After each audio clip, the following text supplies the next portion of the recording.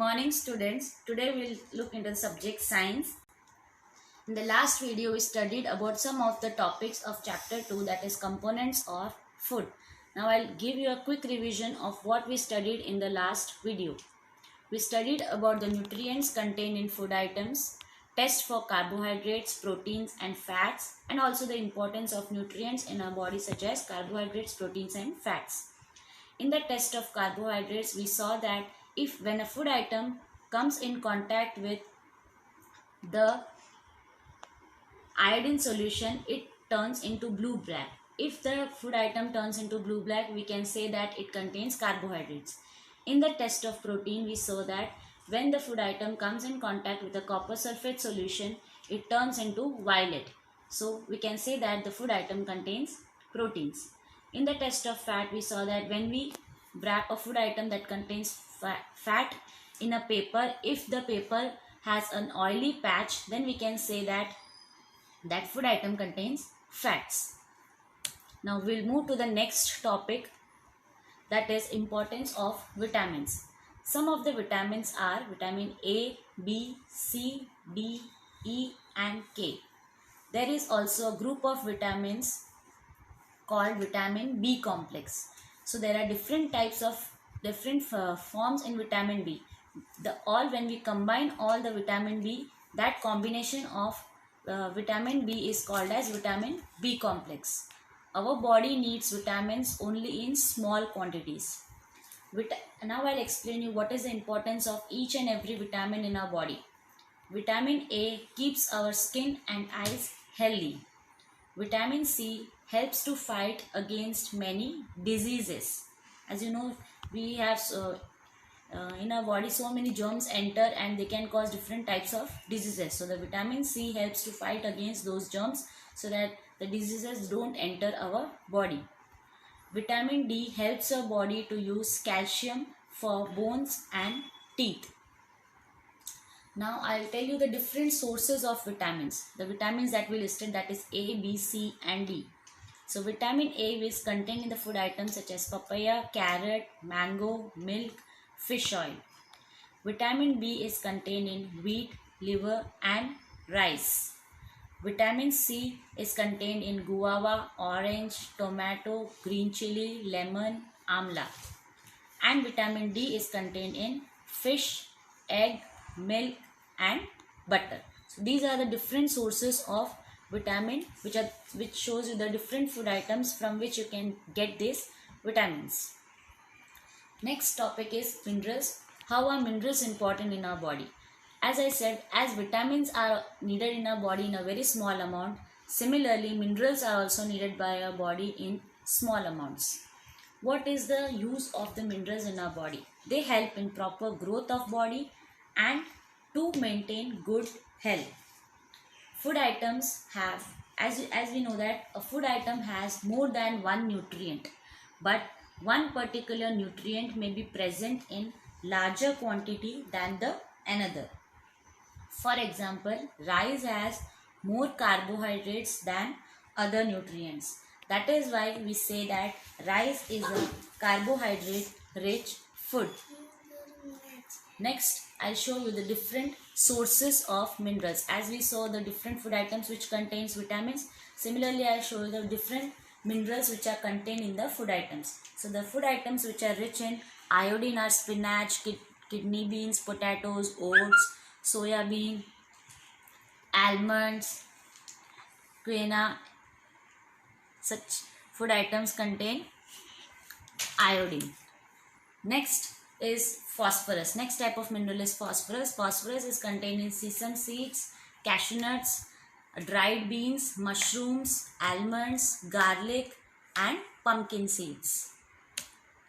Next mineral is iron, and the sources of iron, as you can see in the picture, such as pistachio, paneer, tofu, cashew nuts, elaichi, almonds, dried grapes. These all things, beetroots, potato, these all things contain iron in this food items. Next mineral is calcium. Calcium is contained in milk, cheese, paneer, potato, broccoli, green peas, then green leafy vegetables, then nuts. So these all things, egg, these all things contain calcium. Now, one more, other than the nutrients such as carbohydrates, fats, proteins, vitamins and minerals, there is also a requirement of dietary fibers and water. They are also very important for our body. So the dietary fibers are also known as roughage, right? Roughage is mainly provided by the plant products. Example is whole grains, pulses, potatoes, fresh fruits and vegetables.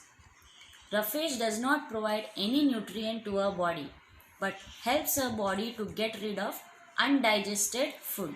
Yes, so we eat the food items, but some of the food item is digested and some are not digested. So that undigested food that remains in our stomach, that has to be removed from our body.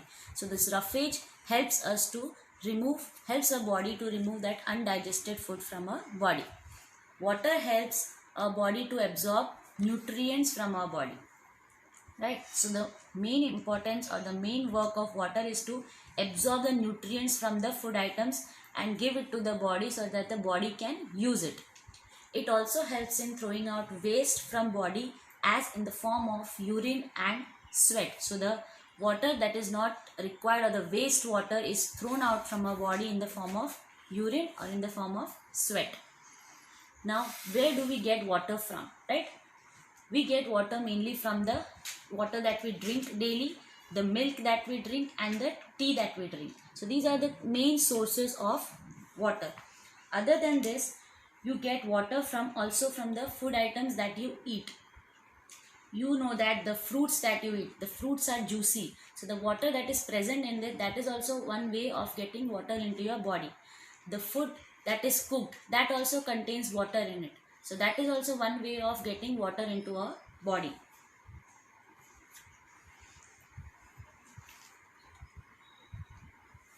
Now one more extra thing I'll tell you, that is eating the right kind of food is not enough. It should also be cooked properly so that the nutrients are not lost, right? The skin of the vegetables and fruits contain vitamins and minerals. Similarly, repeated washing of rice and pulses may remove some vitamins and minerals present in them. So we should not repeatedly wash the rice and vegetables because on repeatedly washing the rice and pulses, the nutrients present in that rice and pulses may be lost. Cooking the food items for a long time also results in a loss of nutrients. For example, vitamin C gets easily destroyed by heating during cooking. So vitamin C is lost from the food item if you cook the food item which contains vitamin C for a long time. Many useful proteins and considerable amounts of minerals are lost if excess water is used during cooking and is then thrown away. So we should not use excess water to cook our food items, because when we throw that extra water, the minerals and the vitamins also you are throwing from your food item. Now the next topic is balanced diet. So a diet that contains all the nutrients that our body requires in right quantities and also contain a good amount of roughage and water is called a balanced diet, right? So balanced diet should contain all the nutrients that you have in your food items. If a meal contains pulses, combination of flour, that is wheat flour, then rice flour, anything such any type of flour that is from the grains, right? Vegetables, fruits, then we call such a meal as a balanced diet. The skin of the fruits and vegetables also contain vitamins and minerals. So we should not throw the skin of the fruits and vegetables. As much as possible, if they are good, we should use it because they contain the main nutrients. As I said earlier, cooking also results in the loss of certain nutrients. Vitamin C gets easily destroyed by heat during cooking. And as you know that, as I said in the last video, that a bowl of rice and a bowl of butter, equal quantity of both, but if you eat a bowl of rice and if you eat a bowl of butter, the butter will give you more energy than the rice, right? But if we eat the fatty items in more quantity, then what we end up in? We end up in a condition called obesity, because that fat is being stored in your body and it increases the fatty things in your body and it causes a condition called obesity. You become very fat and it is very hard to burn those fat which has been saturated in your body. Next topic is deficiency diseases. What is deficiency? A person may be getting enough food to eat, but sometimes the food may not contain a particular nutrient. So if this continues over a long period of time, the person may suffer from its deficiency. So deficiency is the lack of that nutrient. Diseases that occur due to lack of nutrients over a long period are called deficiency diseases. If you don't get one type of nutrient for a long period of time, then that causes a deficiency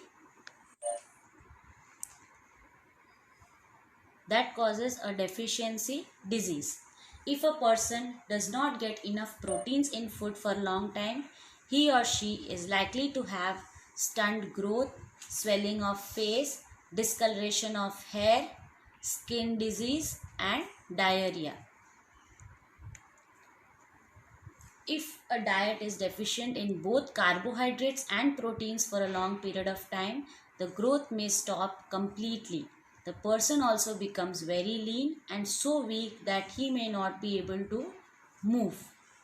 All deficiency diseases can be prevented by taking a balanced diet. That is a diet which contains all the nutrients which are required by a body, so that the body does not become deficient in any of the nutrients and these diseases don't occur in our body.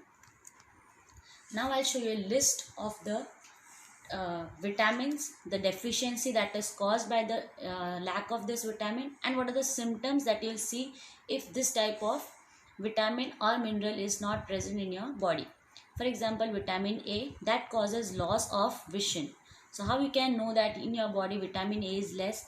The symptoms that your body will show is poor vision, loss of vision in darkness, that is night, sometimes complete loss of vision. So these are the symptoms you will see in your body if there is a lack or deficiency of vitamin A in your body. Next is vitamin B1. The disease is called beriberi. The symptoms that your body shows is weak muscles and very little energy to work. You will be very weak. You will not be able to do any type of work. Next vitamin is vitamin C. It causes the disease called scurvy. In that your body, your gums, in your teeth, above the teeth you have the gums. That gums start bleeding. Wounds take longer time to heal. That means if you have any cut or if you fall down and you break something, then you have a scratch on your skin, then that will take more time to heal than the normal person requires. Next vitamin is vitamin D. That causes the disease called rickets.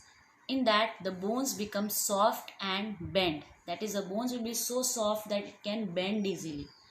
So that is the disease called rickets. Next mineral is calcium. It causes bone and tooth decay.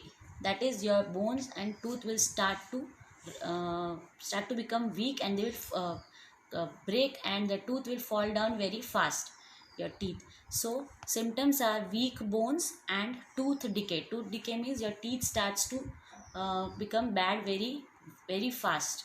It decays very fast. Then the next mineral is iodine. The iodine deficiency causes goiter. The symptoms are glands in the neck appear swollen. Means your neck will swollen up, and then mental disability in the children. That the growth of the brain will not be there if there is an deficiency of the mineral iodine. The last mineral is iron. It causes anemia, that is weakness. It causes weakness and you are not able to do any type of work. So hope you have understood the whole chapter 2, that is components of food. We discussed in today's class about the different types of vitamins, the different sources of vitamins, what are dietary fibers, what is the importance of water and what is also the importance of dietary fibers. Then we discussed what is a balanced diet. Then we discussed about the deficiency. What does deficiency mean and what are deficiency diseases, how they are caused, the different deficiency diseases which are caused by the vitamins and minerals, and what are the symptoms that are shown by our body when such vitamins or minerals are not there in our body. So hope you have understood all the things which I explained today in the video. Thank you, students. I will see you in the next class and we'll continue with the further classes.